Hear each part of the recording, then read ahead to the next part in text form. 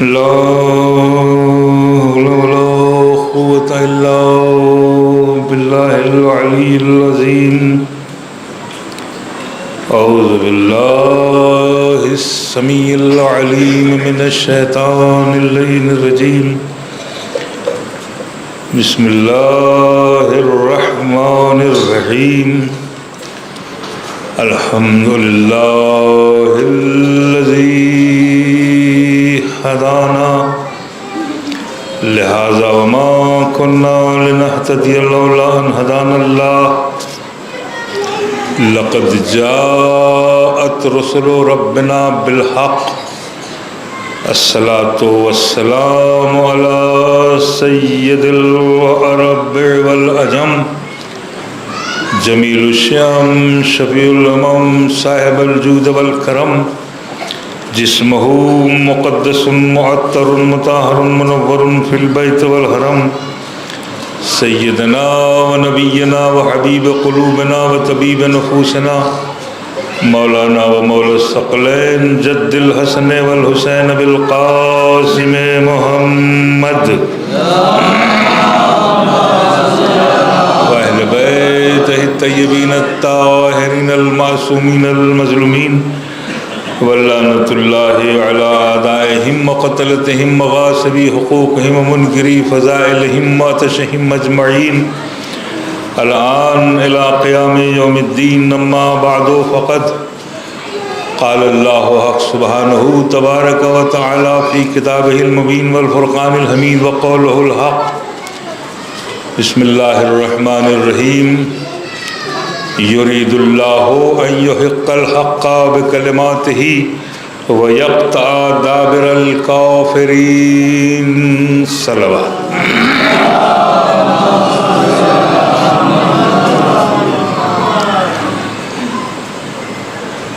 ارشاد باری تعالیٰ ہو رہا ہے یرید اللہ ان یحق الحق بکلماتہ. اللہ کا ارادہ ہے کہ وہ حق کو حق ثابت کرے اپنے کلمات کے ذریعے سے. وَيَقْطَعَ دَابِرَ الْكَافِرِينَ تاکہ کافرین کی جڑیں کٹ جائیں. اس آیت کو عنوان گفتگو بنانے کا مطلب یہ ہے کہ ایک حق پرست، حق بیان،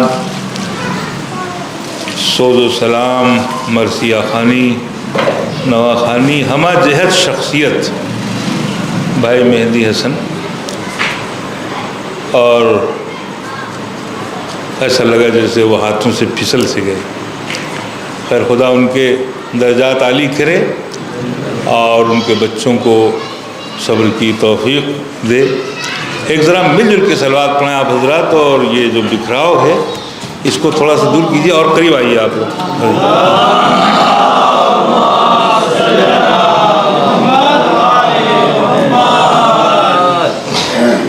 ایک اور صلوات پڑھیں عظمت آل محمد پر.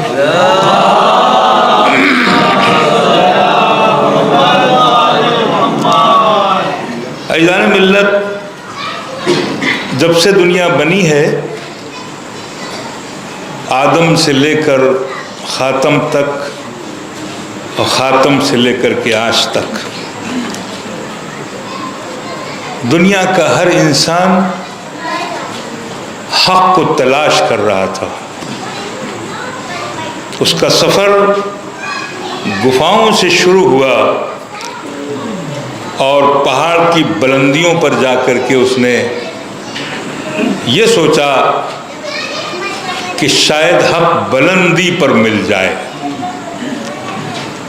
حق کے متلاشی مختلف دھرم اور مختلف مذہب میں اپنے اپنے عبادت خانوں میں جاتے رہے. سکھ دھرم کے لوگ گردوارے میں جا کر کے وانی، پریئر، پوجا کر کے، بھجن اور کیرتن کر کے یہ سوچتے رہے کہ شاید حق یہاں ہے اور یہاں مل جائے. مندروں کے پجاریوں نے سوچا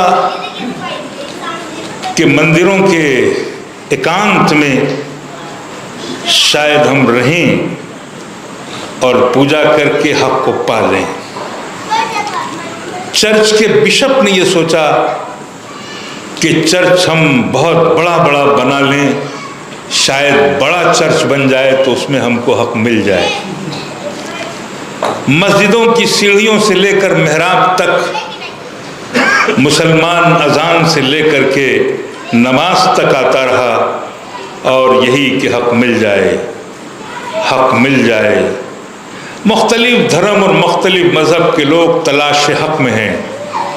सच मिल जाए, सत्य मिल जाए, सच्चाई मिल जाए, हक मिल जाए।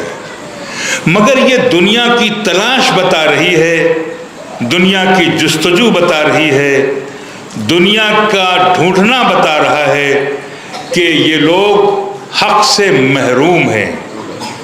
अगर हक मिल जाता तो इनकी तलाश जारी नहीं रहती। तलाश ये बता रही है कि अभी इनको हक मिला नहीं है। तो हक मिला क्यों नहीं है? इसलिए कि हक जहां था वहां से इनका राबिता नहीं है। आप तवज्जो कीजिए, हक जिस चौखट पे था, हक जिस आस्ताने पे था, हक जिस दहलीज पर था, हक जिस घर में था, उस घर से इनका राबिता नहीं है। तो हक कहाँ था? नबी की सादिक जबान ने आवाज दी, अल अलियो माल हक वल हक को मा अली। अली हक के साथ है और हक अली के साथ है। एक सलवात पढ़िए मोहम्मद आल मोहम्मद पर।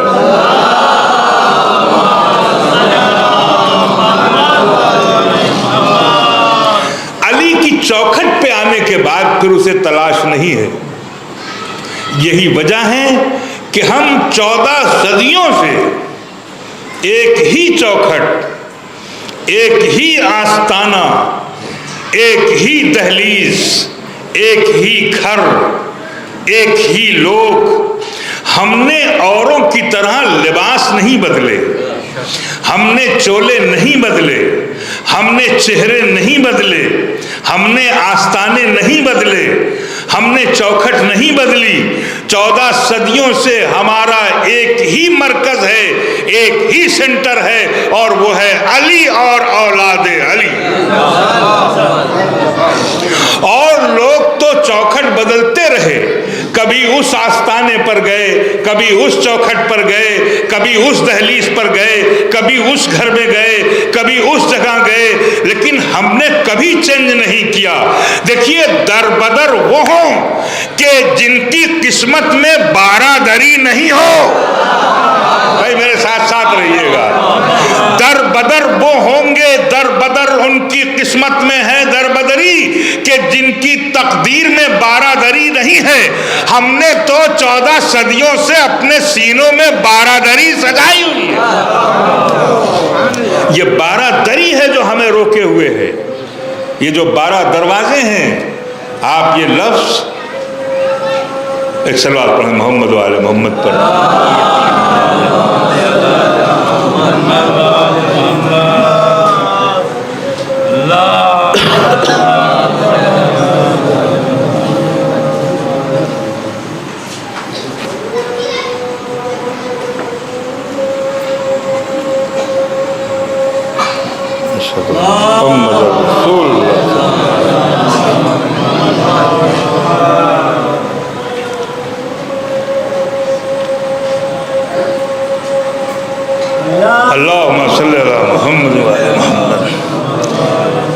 तो ये 12 दरी है अज़ीज़ान मिल्लत। इस 12 दरी पर तवज्जो रखें। ये पैगाम है सारी दुनिया के लिए। ये लफ्ज़ 12 दरी आप गौर करें। आगरा में जनाब शहीद नूरुल्लाह शोस्तरी अलैहिर्रहमा,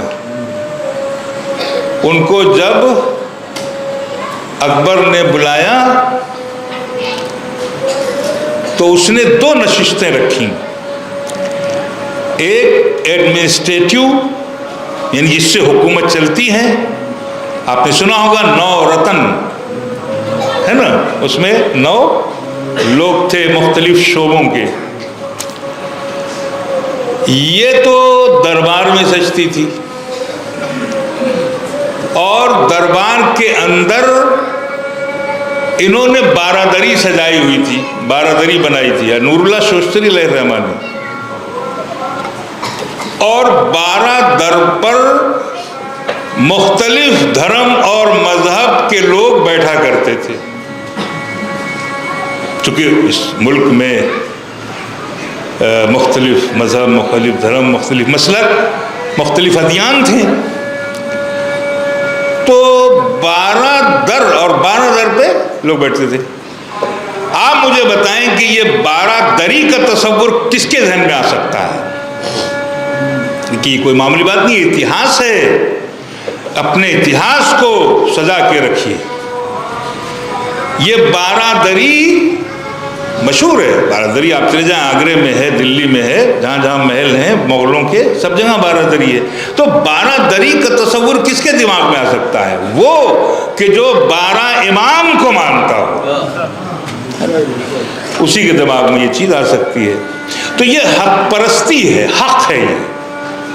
یہاں آنے کے بعد، اس جگہ آنے کے بعد انسان پھٹ نہیں سکتا، انسان بھٹک نہیں سکتا، انسان کے بھٹکنے کا کوئی امکان نہیں ہے۔ حق مل چکا آپ کو، جب حق مل گیا تو اب حق اور حق ملنے کے بعد انسان کو حق بیان ہونا چاہیے، حق پرست ہونا چاہیے، حق کا دوست ہونا چاہیے، باطل سے اظہار برأت ہونا چاہیے۔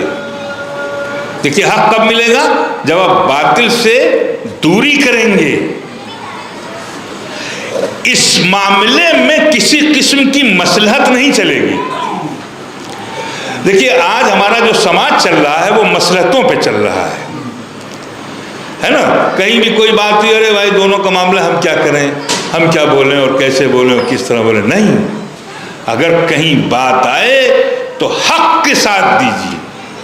اگر حق کا ساتھ آپ نے نہیں دیا تو پھر کربلا کو یاد کرنے کا آپ کو کوئی حق نہیں ہے۔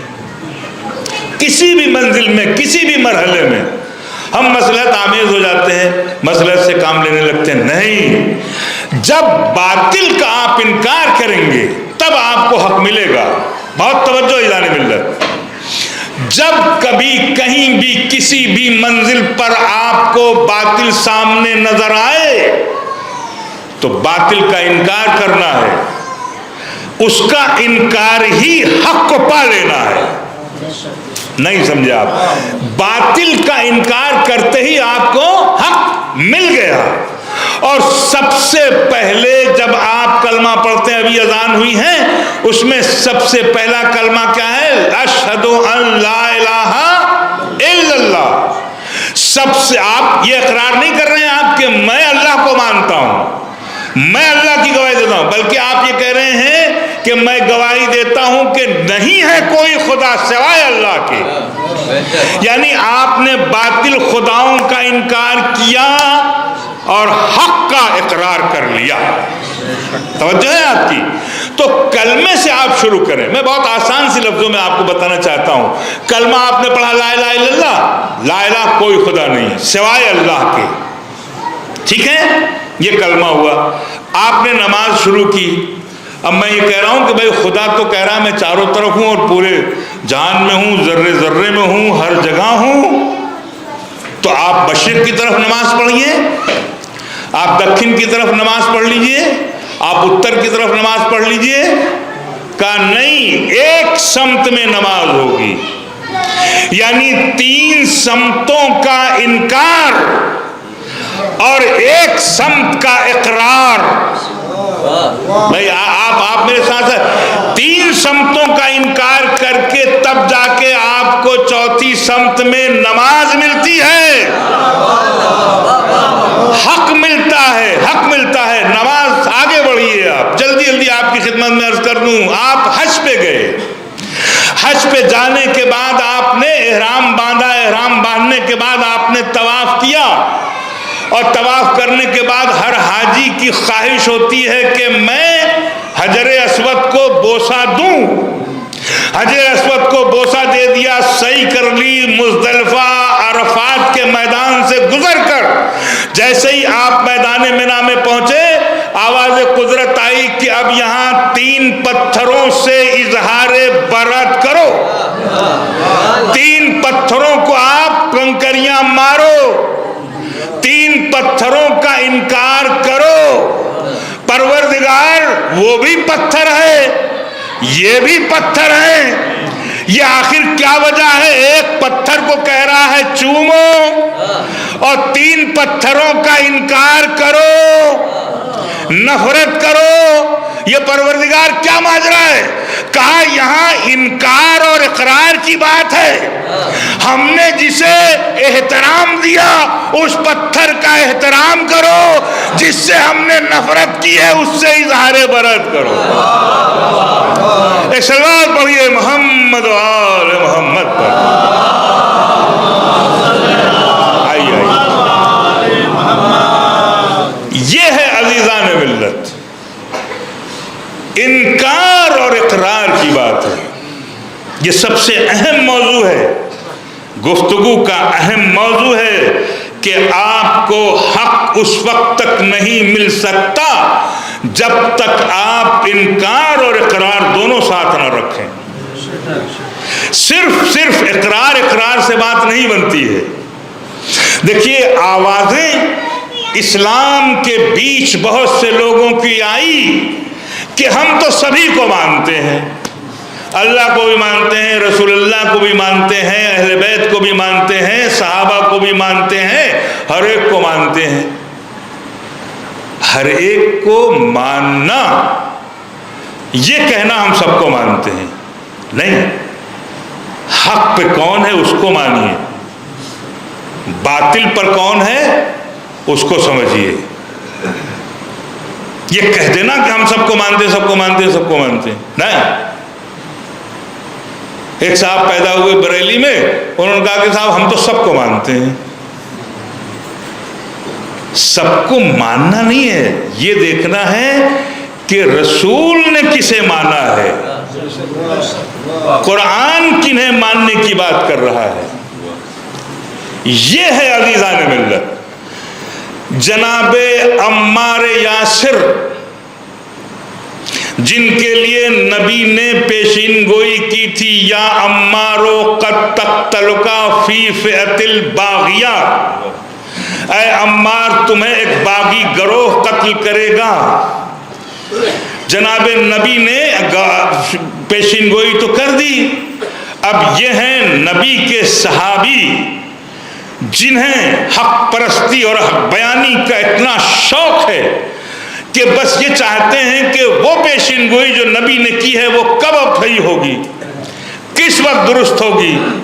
سن 11 ہجری گزر گیا, 12, 13, 14, 15, 16, 20, 25, 30, 35 ہجری, اتنا بڑا پیریڈ گزر گیا اور عمار یاسر کو یہ ہے کہ کس صورت سے میری نبی کی پیشن گوئی صحیح ہو جائے. یہ کون سا باغی گروہ ہے جو مجھے قتل کرے گا, یہ کون سا باغی گروہ ہے مجھے قتل کرے گا.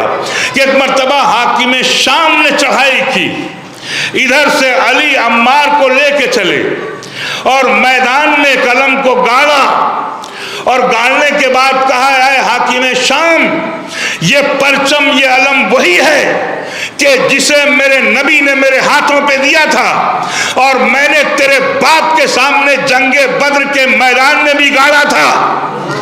اس وقت گاڑا تھا تنزیل قرآن کے لیے, مگر آج گاڑا ہے میں نے تعویل قرآن کے لیے. اللہ اکبر, اللہ اکبر. یہ لفظ اگر آپ سمجھ لیں کہ تنزیل قرآن اور تعویل قرآن کیا ہے, اس وقت لوگوں نے قرآن کی آیتوں کے ساتھ بڑے کھلواڑ کیے. قرآن کو کہیں رکھا, آیتوں کو کہیں رکھا, اس کے معنی کچھ لیے, مفہوم کچھ بتائے. تو علی نے کہا میں نے تعویل قرآن کے لیے گاڑا ہے, قرآن کی تعویل میں بتاؤں گا, مجھے معلوم ہے کہ کون سی آیت محکم ہے، کون سی متشابہ ہے، کون سی محکم ہے، کون سی منسوخ ہے، کون سی آیت مقطع، یہ ساری آیتوں کا مطلب میں بتاؤں گا، مجھ سے پوچھو۔ اور اسی جنگ میں جناب عمار یاسر کی شہادت ہوئی، جس کو نبی نے کہا تھا تمہیں ایک باغی گروہ قتل کرے گا۔ آپ عمار یاسر کو اس کی شہادت کو صرف شہادت مت سمجھیے، عمار یاسر کی شہادت حق اور باطل کا نشان بن کر کے آئی یہاں پر۔ آپ میرے ساتھ ساتھ رہیے، جناب عمار یاسر جو یہاں شہید ہوئے اس جنگ میں، اس جنگ صفین میں، تو ادھر بھی نمازی تھے، ادھر بھی نمازی تھے، ادھر بھی روزہ دار تھے، ادھر بھی تھے، ادھر بھی داڑھی والے تھے، ادھر بھی تھے، ادھر بھی حافظ قرآن تھے، ادھر بھی تھے۔ تو اب اس جنگ میں پتہ کیسے چلے کہ ان دونوں گروہوں میں سچا اسلام کس کے پاس ہے اور غلط اسلام کس کے پاس ہے، بلکہ لفظ حق پر کون ہے، باطل پر کون ہے؟ اگر عمار یاسر کی شہادت نہ ہوتی یہاں تو پتہ نہ چلتا کہ علی حق پر ہے یا معاویہ حق پر ہے۔ نبی نے کہا باغی گروہ، چاروں طرف سے آواز آئی، نبی نے کہا تھا عمار کو باغی گروہ قتل کرے گا، تو حاکم شام باطل تھا، علی حق تھا اور حق علی تھا۔ ایک سلوات پڑھیے محمد و آل محمد پر۔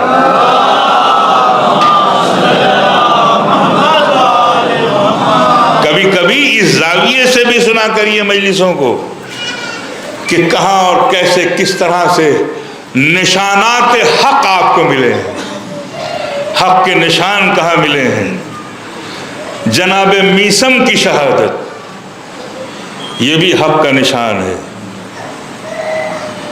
لوگ آسان سمجھتے ہیں مسلمان ہونا، میثم سے پوچھئے کہ کتنا مشکل ہے۔ علی نے کہا کہ اس کھجور کے درخت پہ تمہیں سولی دی جائے گی، میرے مولا کی بات جھوٹی نہ ہو۔ پانی دیتے تھے اس میں روز کہ جیوت رہے درخت، زندہ رہے، مرجھا نہ جائے، سوکھ نہ جائے۔ یہ ہے حق پرستی، یہ ہے حق۔ کربلا، یہ جو ہم کہتے ہیں کہ کربلا حق اور باطل کو وہاں باقاعدہ فلٹر کیا گیا کہ حق پر کون ہے اور باطل پہ کون ہے، کیونکہ سچویشن وہی ہے، صفین والی وہی سچویشن ہے۔ ادھر بھی نمازی، روزہ دار، داڑھی والے، ہے نا۔ یہ کہا گیا کہ جلدی سے کام ختم کرو، نماز پڑھنی ہے ہمیں۔ علامہ اقبال نے بڑا عجیب شعر کہا، یہ تماشا ہوا اسلام کی تقدیر کے ساتھ، قتل شبیر ہوا نعرہ تکبیر کے ساتھ۔ آپ دیکھیے کہ کیا اندھے لوگ تھے، تکبیر کے گلے پہ تک خنجر رکھ رہے تھے اور نعرہ تکبیر بلند کر رہے تھے۔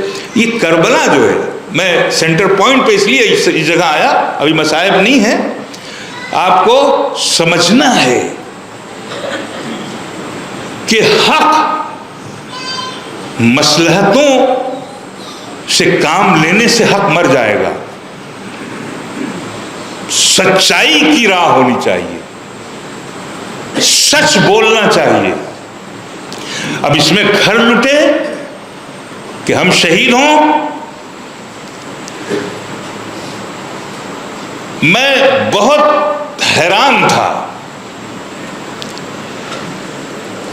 کہ امام نے حر کی پیشانی پر کیوں رومال باندھا۔ سنیے، یہ سب نقطے اور معمے ہیں، سمجھنے کے ہیں۔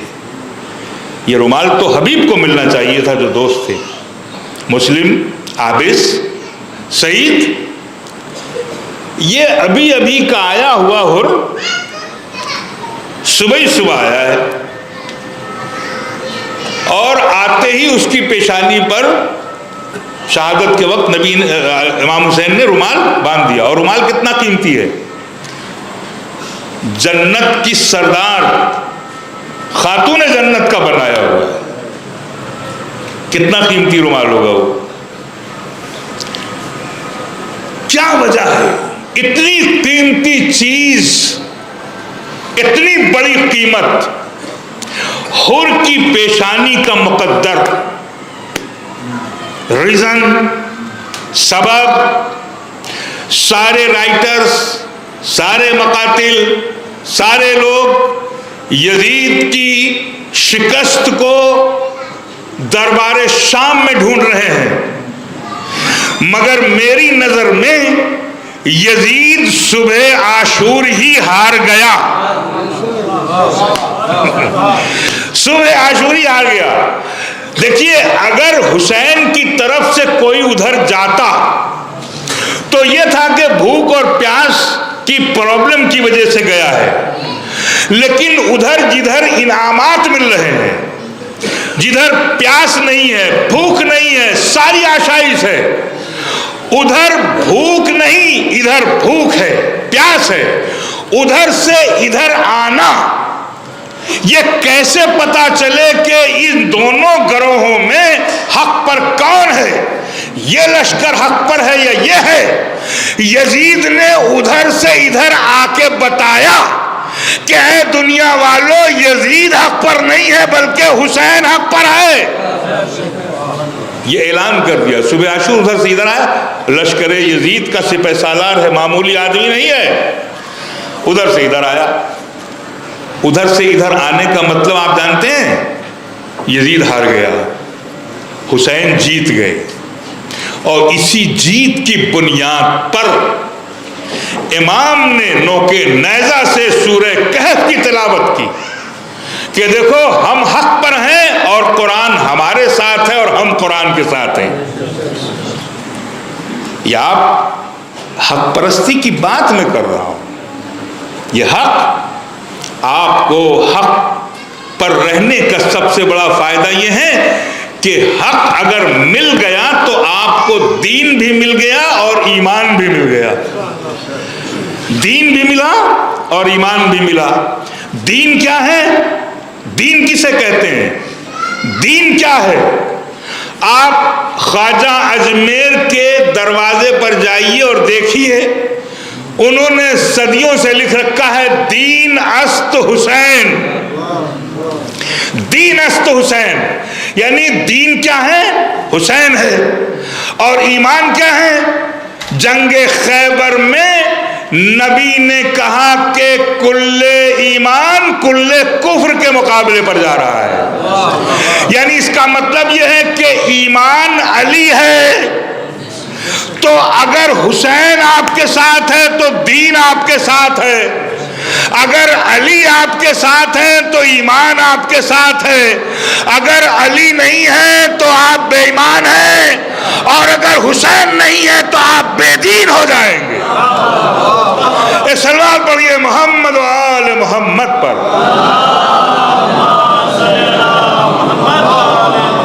اس لیے آپ کے لیے یہ دو لفظ ہیں، دین است حسین اور ایمان کل کا کل ایمان علی ہے. جنگ خندق میں مولا ہی تھے کہ جنہوں نے اس جنگ کو جیتا. کسی میں دم نہیں تھا، کسی میں ہمت نہیں تھی. آپ سورہ احزاب پڑھیے، وقت نہیں ہے ورنہ میں عرض کرتا، جلدی جلدی ختم کرو بات. لوگوں کے دل باہر آ رہے تھے، قلوب الحناجر. اتنی سخت لڑائی تھی وہ. عرب کا سب سے بڑا سرما آیا تھا اور اس نے بے ادبی کی تھی. رسول کے خیمے پہ نیزہ مار کے کہا کہ کون ہے جو میرے مقابل پر آئے گا. نبی نے کبھی بھی کسی بھی جنگ میں کسی بھی شخص کے لیے ایسی لفظ نہیں استعمال کی جو یہاں کی، اور تمام مجمع سے کہا من لہذا الکلب، کون ہے جو اس کتے کے مقابلے پر جائے؟ کسی میں ہمت نہیں تھی، اور اگر کسی میں تھوڑی بہت تھی تو ایک صاحب نے ایک واقعہ سنا کر کے اور ہمت توڑ دی سب کی، ہے نا، ہمت ٹوٹ گئی۔ اٹھے وہی جو ہر جگہ اٹھتے تھے، یا رسول اللہ انا یا رسول اللہ، انا یا رسول اللہ، میں یا رسول اللہ۔ اور اس جگہ بھی نبی نے اپنا امامہ، اپنی رضا، اپنی قوا، ڈھال، ذوالفقار دے کر کے، اور جاتے ہوئے ایک حدیث سنیے، غور سے سنیے، یہ واحد جنگ ہے کہ جس میں نبی نے علی کے لیے جاتے ہوئے ایک حدیث پڑھی، اور جب فتح کر کے لوٹے ہیں تب ایک حدیث پڑھی۔ آنے اور جانے میں جاتے ہوئے کہا کہ کل ایمان کل کفر کے مقابل پہ جا رہا ہے، اور جب لوٹے ہیں تو یہ کہا کہ ضربت علی یوم الخندق افضل من عبادت الثقلین، آج علی کی ایک ضربت ثقلین کی عبادت پر بھاری ہے۔ آپ اس کو افسانہ مت سمجھیے، یہ بہت اہم بات ہے، بہت اہم بات ہے، گھنٹوں بات ہو سکتی اس پر، لیکن آپ دیکھیں کہ اس جنگ میں نبی نے یہ کہا کہ کل ایمان کل کفر کے مقابلے پر جا رہا ہے، تو جب علی نے عمر ابن عبدبت کو مار دیا تو کفر تو ختم ہو جانا چاہیے تھا، کل کفر ہے نا، یہ کل کفر ختم ہو گیا، مگر اس کے بعد بھی کفر ہے کہ نہیں ہے اس دھرتی پر؟ آپ جہاں جائیے وہاں دیکھیے کفر ہو رہا ہے، کافرین ہے، مشرکین ہے، تو یہاں کیا مطلب ہے کل کفر کا؟ اگر ختم ہو گیا تھا تو پھر یہ معنی تھا کہ کل کفر، لیکن ہے تو اس کا مطلب معنی کچھ اور ہے۔ معنی کیا ہے کہ اس سے پہلے کی جنگوں میں جو بھی سپاہی آیا تو اس نے کہا کہ انا شیبہ، انا عتبہ، انا ولید، انا مرحب، انا انتر، انا حارث۔ واحد یہ جنگ ہے کہ جس میں یہ آیا تو اس نے کہا انا عمر ابن عبدود، یعنی اپنی ولدیت کے ساتھ یہ آیا، اپنے باپ کے نام کے ساتھ آیا۔ اور واقعی انسان، آپ آفسوں میں جائیے تو آپ تنہا کچھ نہیں ہیں، جیسے ہی آپ نام پوچھیں گے والد کا نام بتائیے، صناف کیا ہے، آپ کس کے بیٹے ہیں، تو کمپلیٹ آپ اس وقت ہوں گے کہ جب آپ باپ کے ساتھ ہوں، ولدیت کے ساتھ ہوں۔ تو یہ جنگ تھی جس میں وہ آیا تھا، اس نے کہا تھا انا عمر ابن عبدود۔ واحد یہ جنگ ہے کہ اس کے مقابل پر علی نے جنگ بدر و احد و خیبر میں ہر جگہ یہ کہا میں علی ہوں، میں حیدر ہوں، میں اسد ہوں، لیکن واحد یہ جنگ ہے جس میں کہا انا علی ابن ابی طالب، یعنی اس نے اپنے باپ کا نام لیا، علی نے اپنے باپ کا نام لیا۔ اگر وہ باپ کے ساتھ کل کفر ہے تو علی اپنے باپ کے ساتھ کل ایمان ہے۔ ایک صلوات پڑھیں محمد آل محمد پر۔ یہ عزیزان ملت، تو یہاں میں بہت مختصر کرتے ہوئے آپ کی زحمت کو تمام کرتا ہوں۔ یہاں پر نبی نے کسی کی ہمت نہیں تھی کہ میدان جاتا، کسی میں دم نہیں تھا کہ میدان جاتا، اور جب علی چلے گئے تو اس ڈرے سہمے لوگوں کے بیچ نبی نے یہ کہا کہ آج جو بھی علی کی فتح کی خبر لائے گا تو وہ جو بھی مجھ سے مانگے گا میں اسے دوں گا۔ یہ ایک آفر تھا، آفر ہوتا ہے نا کہ یہ کرو گے تو یہ ملے گا۔ اب یہ ڈرا سہما مجمع یہ سوچنے لگا کہ بھائی چلو کچھ نہیں کیا تو اب یہی کر لو، ہے نا. اب اس میں ایسے لوگ بھی تھے جو زرپرست تھے، ان کا آج تو پہلی خبر دیں گے اور خوب ہیرے جواہرات لیں گے، ششرفیاں لیں گے، پیسے لیں گے اور مدینے میں چل کے بڑا سا گھر بنائیں گے، اور بڑا گھر دیکھ کے لوگ کے مروب ہوں گے کہ صاحب یہ تو بڑے گھر والا ہے. ہوتا ہے نا، یہ سماج ہے ہمارا. اب مختلف ذہن، مختلف لوگ. اب علی کی فتح کی خبر ہے. یہ فتح کی خبر کیسے ملے؟ کچھ ٹیلے تھے اس کی بلندی پہ پہنچ گئے لوگ، کچھ کھجوروں کی تنا اوپر جا کے بیٹھ گئے کہ یہاں سے دیکھ کر کے اور جلدی سے اتریں گے اور بھاگ کے جا کے خیمے میں نبی کو خبر دیں گے. سب سب سب بکھر گئے اور ہر ایک ریس میں، ارے بھائی ریس دوڑتی ہوئی دیکھی ہے یا نہیں آپ نے دیکھی ہے؟ اور ظاہر ہے کہ یہ وہ لوگ تھے جو جنگوں میں بڑی تیز بھاگنے والے تھے. کیسی ریس ہوگی؟ سب دوڑے دوڑے دوڑے دوڑے ہر ایک صحیح انگل پر کہ جہاں سے جلدی سے فتح دیکھوں اور بھاگوں اور نبی کو خبر دوں. ہے نا، جو تیز رفتاری جانے میں تھی اس سے زیادہ تیز رفتاری آنے میں ہوگی. لیکن ایک تھا جو نبی کے سامنے بیٹھا رہا، نبی کے چہرے کو دیکھتا رہا. وہ سارے کے سارے لوگ جیسے ہی فتح کے منظر کو دیکھا، گرد اڑی گرد ہٹی. کیا دیکھا؟ شیر کردگار ایک ہاتھ میں ذوالفقار اور دوسرے ہاتھ میں مرہب کا سر لے کر کے ایسے چل رہا ہے جیسے برسات کے موسم میں کوئی شیر آگے بڑھ رہا ہو. اب وہ شیر کو دیکھا تو یہ سارے کے سارے تیزی سے دوڑے اور ہر ایک نے ہانفتے ہوئے کہا یا رسول اللہ مبارک ہو، علی فتح یاب ہو گئے. یا رسول اللہ مبارک ہو، علی فتح یاب ہو گئے. ایک نہیں، دو نہیں، 10 20 25 50 100. ایک مرتبہ جیسے ہی سب خاموش ہوئے کہا یہ خبر تو مجھے سلمان سب سے پہلے دے گئے. سلمان نے سب سے پہلے دی. بس ایک شخص نے پوچھا سلمان تم تو وہاں نہیں گئے تھے، تم نے کیسے جانا؟ کہا تم منظر کو دیکھ رہے تھے، میں نبی کے چہرے کو دیکھ رہا تھا. نبی کے چہرے پہ علی کی فتح کی تحریر آ رہی تھی. نبی کی فتح کی تحریر آ رہی تھی. چہرہ دیکھ کر کے سلمان نے، اب یہ سارے دھراسائی ہو گئے کہ صاحب ایک چانس ملا تھا کچھ ملنے کا ہے، وہ بھی ہمارا حصے میں نہیں آیا. وہ 10 درجے والا ایمان وہ اہل بیت میں شامل وہ لے کے چلے گئے. علی آئے، مجمع کے سامنے نبی نے کہا کہ آج علی کی ضربت ثقلین کی عبادت پر بھاری افضل.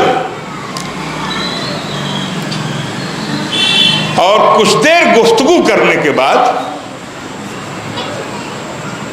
علی نے کہا سلمان ہمارے خیمے میں آؤ، سنیے، اپنے عقیدوں اور اپنے ایمان کی شمع کو روشن کیجیے، جلا پیدا کیجیے. سلمان علی کے خیمے میں. کہا میری فتح کی خبر تمہیں نے تو دی ہے نا؟ کہا مولا آپ کو کیسے خبر، آپ تو میدان میں تھے. کہا ہمارے سامنے سب کچھ سامنے ہوتا ہے، آپ یہ دیکھ رہے ہیں. کہا تو خبر دی ہے نا، تو بتاؤ کیا مانگو گے؟ سنیے کیا مانگو گے؟ کہا میں کیا مانگوں؟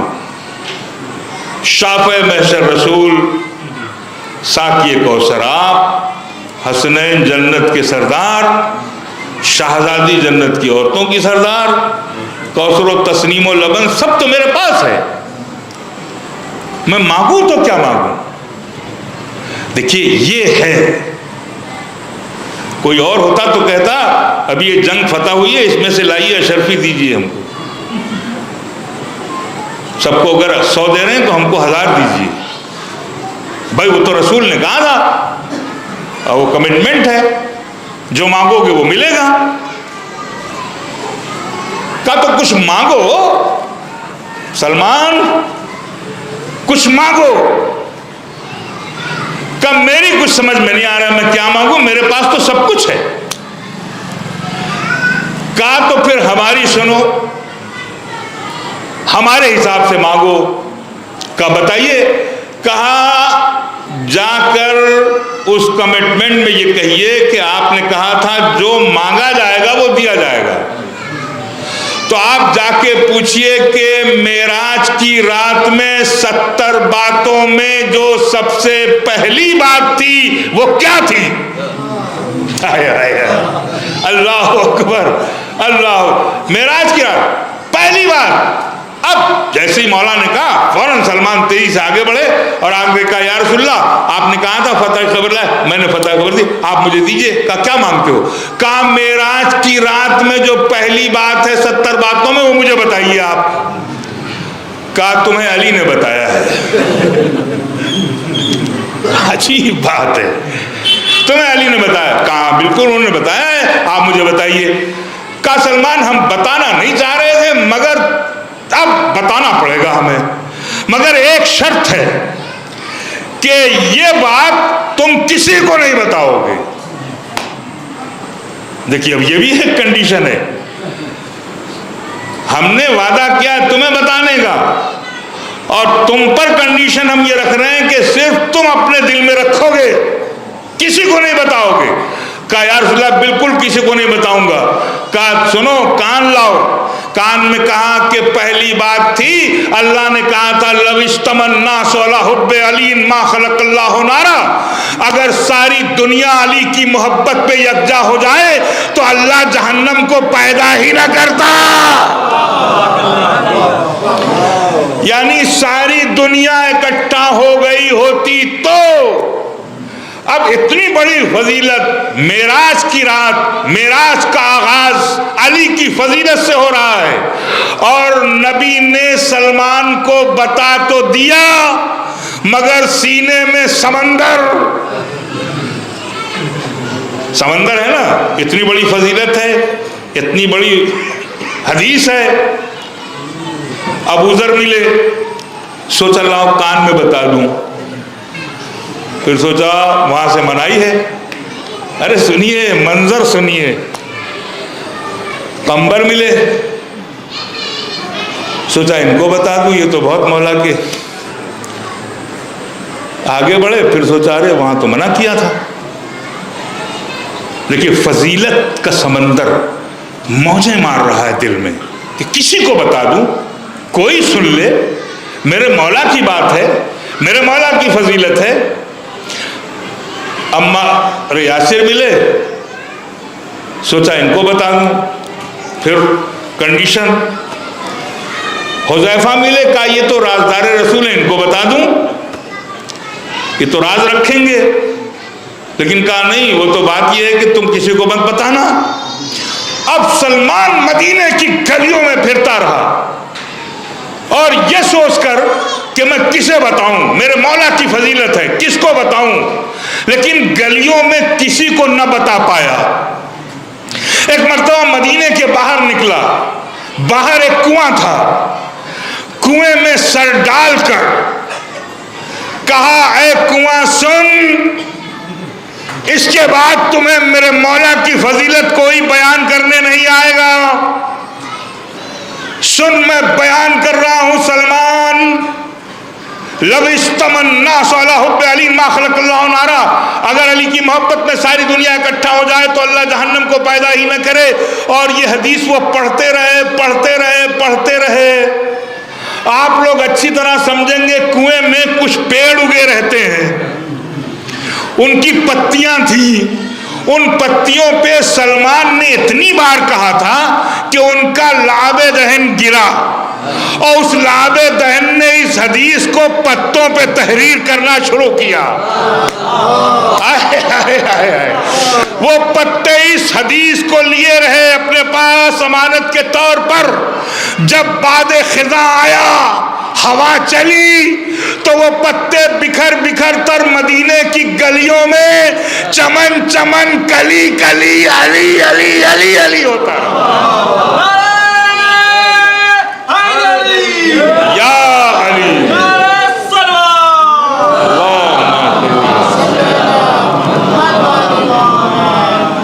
تو عزیزان ملت، یہ ہے وہ حق پرستی کی دلیل. دیکھیے ایسے لوگ، یہ آئیڈیل ہیں آپ کے، سلمان، ابوذر، حذیفہ، عمار، حضرت حر، حبیب ابن مظاہر، مسلم بن اوسجہ، یہ سب آپ کے لیے آئیڈیل ہیں.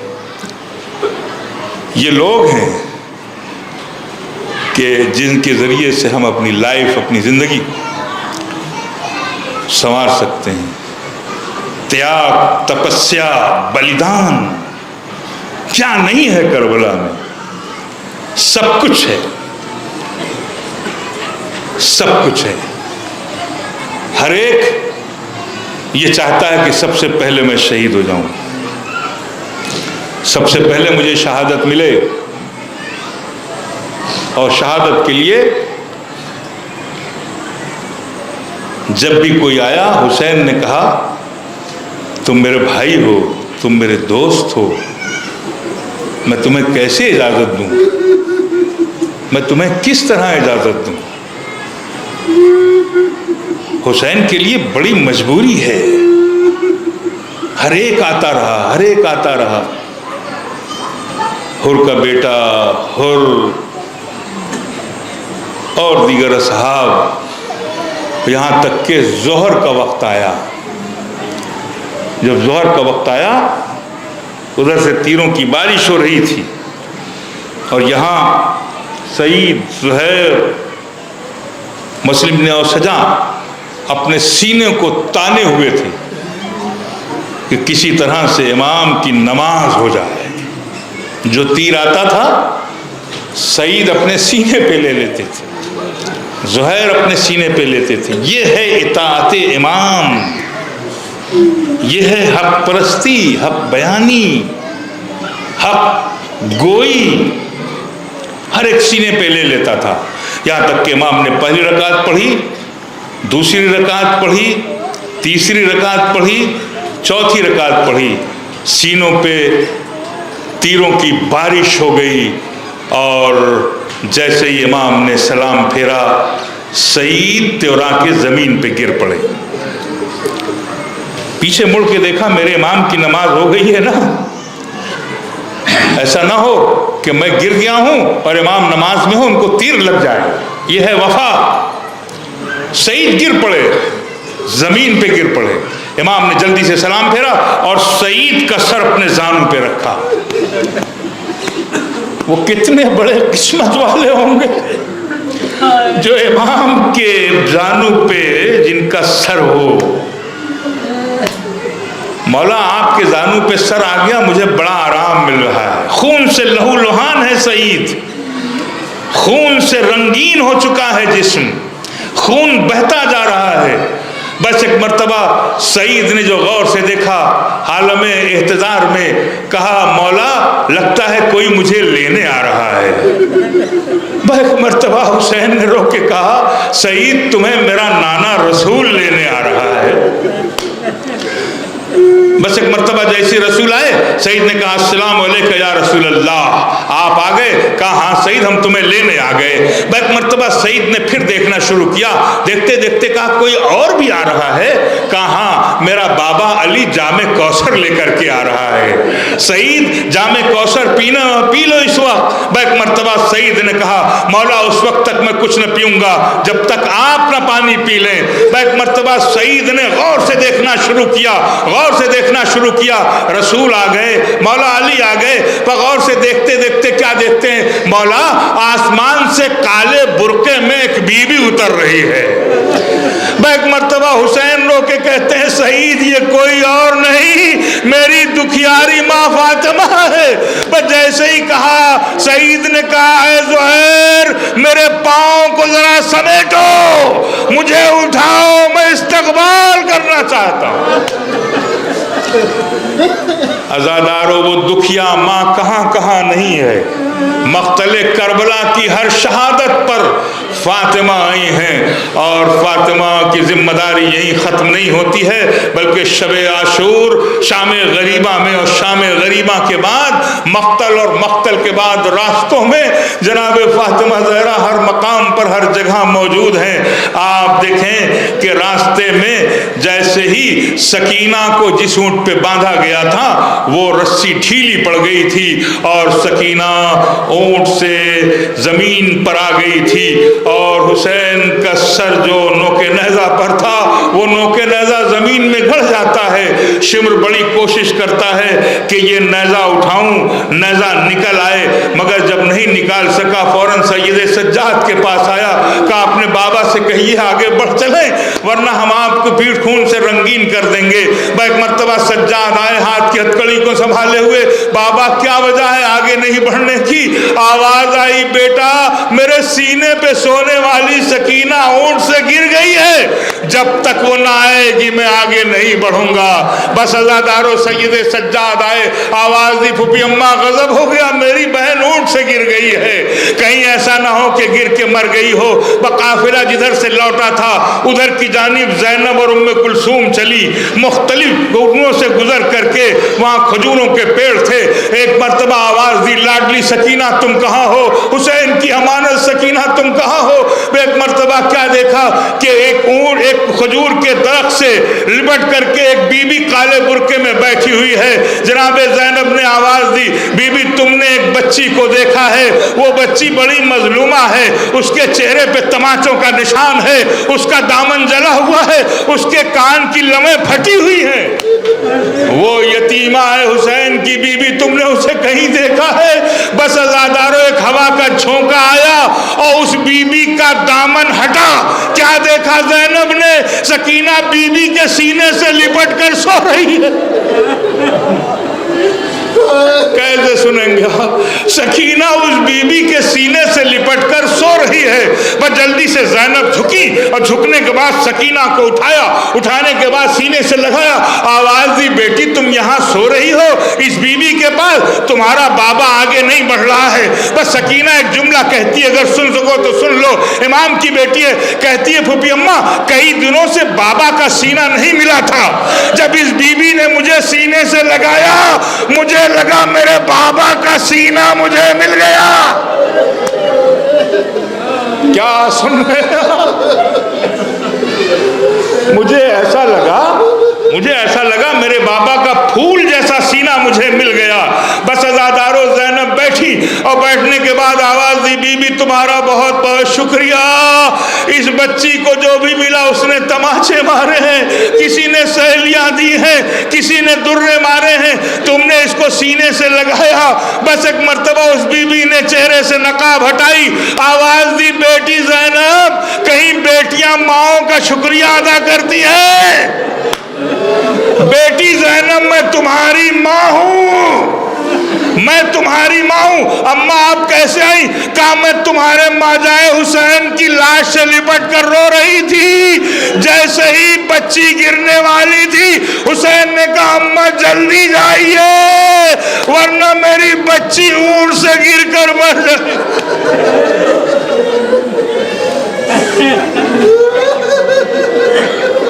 अजरकुम रब्बुकुम जज़ाकुमुल्लाहु खैरुल जज़ा। हाँ आज़ादारों कितने इम्तिहानों से ये बच्ची गुजरी है, सकीना का कितना बड़ा इम्तिहान है। आप इस इम्तिहान का अंदाज़ा लगाएं। जब दरबारे यजीद आया और एक मर्तबा यजीद ने कहा कि तू वही बच्ची है जिसे हुसैन बहुत चाहते थे, कहा अपने पांव को उठाकर और गुरूर के साथ कहा हाँ मेरा बाबा मुझे बहुत चाहता था। बाप की चाहत का जिक्र है ना, मेरा बाबा बहुत चाहता था, मुझे बहुत चाहता था। जैसे यजीद ने सुना कहा बहुत चाहता था, मैं तो उस वक्त जानूं कि जब तश्ते तिला से तेरे बाबा का सर उठे और तू बुलाए और तेरी गोद में आ जाए। भरे दरबार में बच्ची का इम्तिहान, باپ کی محبت. بس جیسے ہی یہ بات ہوئی سکینہ نے جلا ہوا دامن اٹھایا اور آواز دی, بابا دربار میں ہماری تمہاری محبت کا امتحان ہے, بابا جلدی سے آئیے.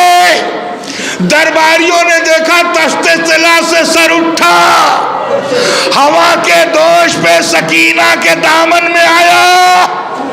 جیسے ہی بابا کا سر ملا منہ پہ منہ رکھا, بابا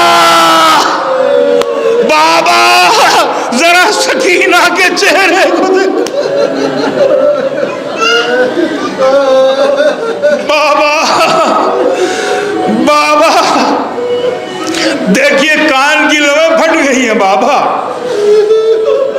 بابا میرے ہونٹوں کو دیکھو, پیاسی ہوں. بابا دیکھیے میں پیاسی ہوں, بھوکی ہوں. پیاسی ہے سکینہ, بھوکی ہے سکینہ. کتنی پیاسی ہے؟ بھائی سے کہتی ہے, بھائی جب میں مر جاؤں تو مجھے کسی گیلی زمین میں دفن کرنا. اللہ اکبر, گیلی زمین, نم زمین میں دفن کرنا. بہن کیوں؟ کہ کربلا سے پیاسی رہتے رہتے میرے جسم کی ہڈیاں سلگ رہی ہیں, شاید مرنے کے بعد مجھے سکون مل جائے. عزادارو ہوا یہی, ایک ملاقات دربار میں سکینہ کی بابا سے ہے اور آخری ملاقات زندان میں ہے. کسی نے سر بھیجا, شاید سکینہ کو چین آ جائے, مگر آپ مجھے بتائیے کہ کسی بچے کو اس کے باپ کا کٹا ہوا سر بھیجا جائے تو اس کا کیا حال ہوگا. سکینہ نے یہ سب کچھ سہا ہے, سب کچھ سہا ہے. بس مکمل ہو گئی مجلس, منہ پہ منہ رکھا اور رونے لگی. روتے روتے چپ ہو گئی. بہت دیر جب ہو گئی تو حضرت ام کلثوم نے شانہ ہلایا. جیسے ہی شانہ ہلایا تو من کا ڈھلا ہوا تھا. سکینہ انا للہ و انا الیہ راجعون. سکینہ اس دنیا میں نہ رہی. بس عزادارو, بیویوں میں کوہرام, ام رباب پچھاڑے کھا رہی ہے. غسالہ کو بلایا گیا. غسالہ نے جیسے ہی لباس اتارنا شروع کیا چیخ کر آئی, آواز دی, بی بی اس بچی کو کوئی مرض تھا؟ کہا نہیں ایسا تو نہیں ہے. کہا میں جیسے جیسے کپڑے اتارتی ہوں تو کپڑے کے ساتھ ساتھ جسم کی جلد بھی نکل رہی ہے. زینب نے سینے پہ ہاتھ مار کے کہا اس بچی کو اونٹ کی پشت سے باندھا گیا تھا.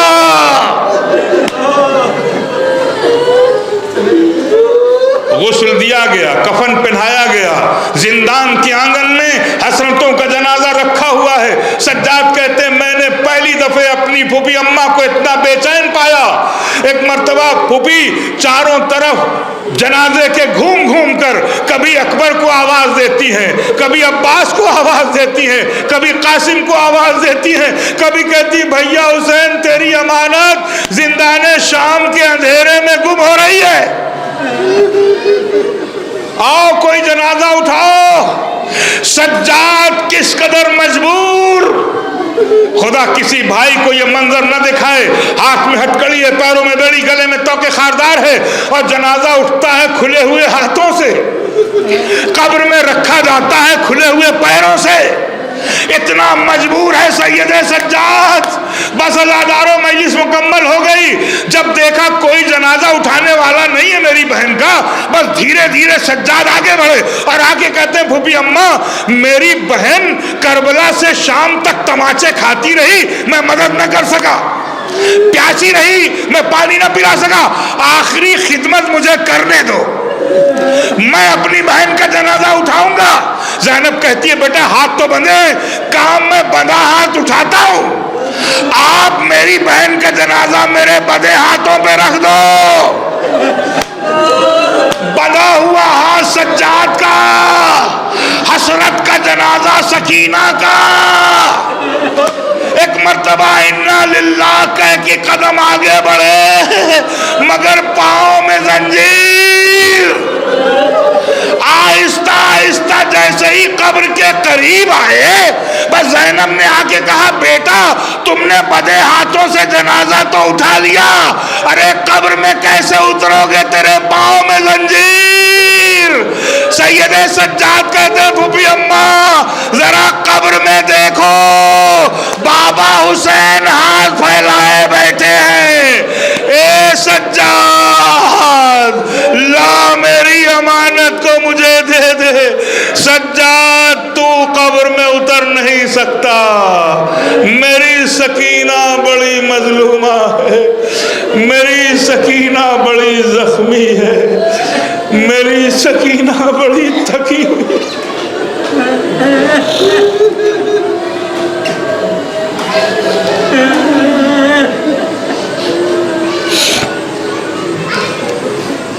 لعنۃ اللہ علی القوم الظالمین وسیعلم الذین ظلموا ایمن قلب ینقلبون۔